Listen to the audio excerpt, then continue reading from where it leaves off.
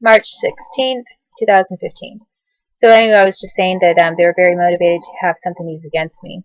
And some of the people who were involved in programming of me included Judge Gillespie. And at the time that when I first knew him, he told me he was with the U.S. Navy. Why he told me that, I have no idea, but that is what he told me. And then later, like a couple years later, I asked him the same thing. It was actually more than a couple years later, but I saw him again in other circumstances, and I asked him in court. I said, because I started thinking, okay, it's the U.S. Navy doing this horrible thing to me. And he's lying about me and facilitating kidnapping of my baby girls. And he's with the Navy. But he denied it then. He said that he was not with the Navy. So what other... Oh, and then I asked him at a different time if he was ever with the military.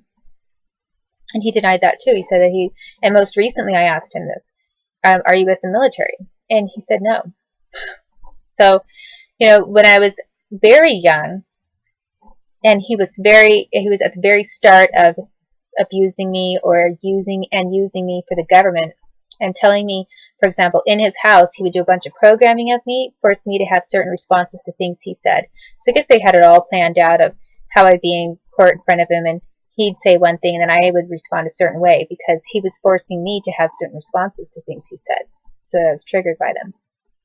I wanted to really orchestrate their court to work, the way their cases to work, the way that they wanted them to. And some of the things he did in his office. Some of the things he did, most of it was in his house. And then I was having to sleep with him. I don't really remember why I was in his bed. I don't remember consecutive rapings by him, while being in his bed.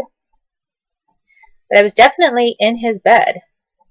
And his bed at the time actually was dressed up, so to speak, the same way that Mike Tanzer had his bed dressed up later when he raped me when he was an adult.